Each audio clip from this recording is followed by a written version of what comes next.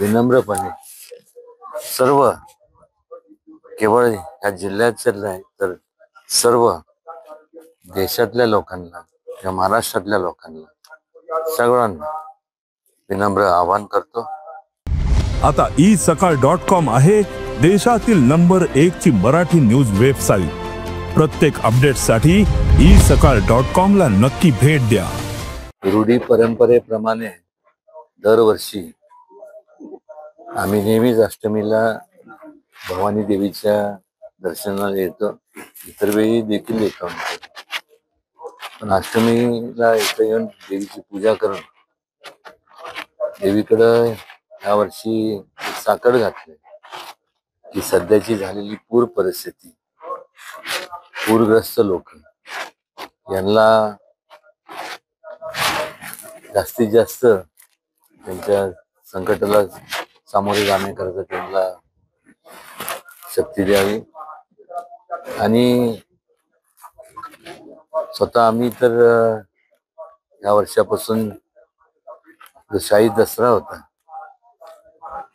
त्याचा संपूर्ण रद्द करण्यात आला आणि त्याचा जो काय खर्च असेल तो आणि व्यक्तिशः आमच्या वतीने जी काय ते पूरग्रस्त आहेत ज्यांना त्यांची मोठ्या प्रमाणाची पशुहानी झाली, त्या ठिकाणी अनेक लोक दुर्दैवाने मृत्युमुखी गेले, त्या सगळ्यांना सामोरे जायला देवीने त्यांना शक्ती द्यावी आणि आम्ही आमच्या परीने जेवढी काय मदत करता येईल सढळ हाताने आम्ही करणारच आहोत।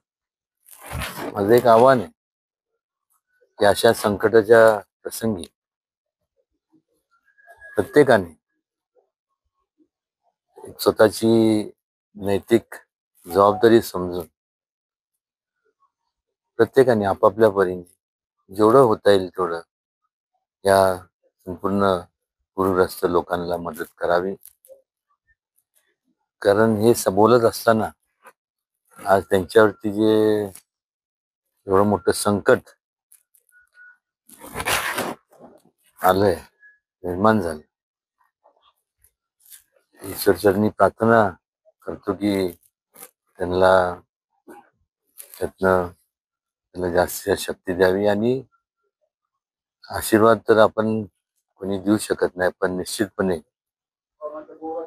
आपल्या मदतीच्या माध्यमातून जास्तीत जास्त त्यांना मदत करणं एवढंच एक आपलं कर्तव्य समजून प्रत्येकाने ज्याला त्याला आपापल्या परिस्थितीप्रमाणे जे काय फुलाची पाकळी सढळ हाताने मदत करावी एवढं या प्रसंगी विनम्रपणे सर्व केवळ या जिल्ह्याचं नाही तर सर्व देशातल्या लोकांना या महाराष्ट्रातल्या लोकांना सगळ्यांना विनम्र आवाहन करतो।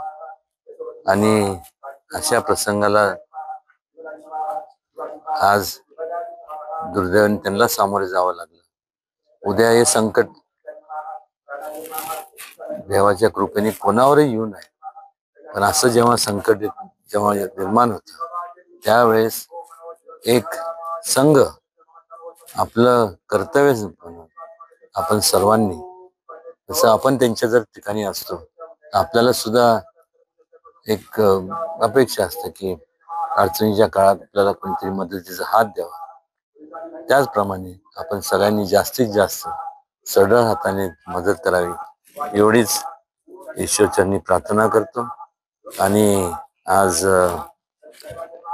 दसऱ्याच्या विजयदशमीच्या आपल्या सर्वांना जरी 1-2 दिवस म्हणजे उद्या 1-2 दिवस असले तरी आजच आपल्या सर्वांना मनापासून शुभेच्छा देतो आणि ईश्वरचरणी प्रार्थना करतो की जास्तीत जास्त आपल्या सर्वांची जास्तीत जास्त प्रगती व्हावी, जास्तीत जास्त आपलं कुटुंब सुखात राहावं, त्यांचं जास्तीत जास्त प्रगती। फार मोठे जे तरुण आहेत मोठ्या प्रमाणावरती मोठं त्यांनी त्यांच्या आयुष्यात त्यांनी उच्चांक गाठलं पाहिजे आणि त्याकरता कुठल्याही परिस्थितीत जी म्हणून काय माझ्याकडनं आपल्याला अपेक्षा असेल, शैक्षणिक असेल किंवा इतर काय जे असेल, त्यात कुठेही कमी पडणार नाही एवढं या प्रसंगी मी आपल्याला वचन देतो. महाराष्ट्रातील सर्व बातम्यांचे विश्वासार्ह व्यासपीठ, सकाळच्या सर्व सोशल मीडिया प्लॅटफॉर्मला लाईक, फॉलो आणि सबस्क्राईब करा. तसंच सर्व नोटिफिकेशनसाठी बेल आयकॉन प्रेस करायला विसरू नका.